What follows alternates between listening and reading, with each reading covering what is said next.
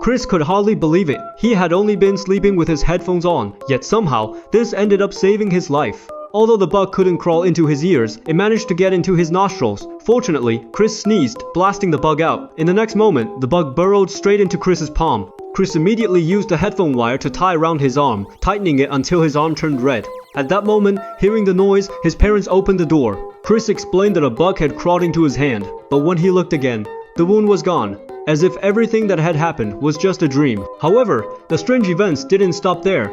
Although Chris was extremely tired in class, his hands were still busy playing with his phone on the desk. He even managed to stop a car with his bare hands and save a little girl. At this point, Chris finally realized something was wrong. He quickly ran home, only to find that his right hand had split into two halves and even developed a mouth.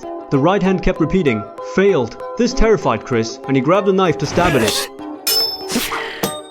Since the hand hadn't fully adjusted to Chris's body yet, it quickly fell into a deep sleep. The next day, Chris discovered that his right hand had learned human knowledge through the internet. At this point, Chris had come to terms with the fact that his right hand had become a parasitic creature. Meanwhile, a monster attack had occurred in the local area. When Chris was heading to school, his little right hand stopped him. It had discovered the existence of others of its kind.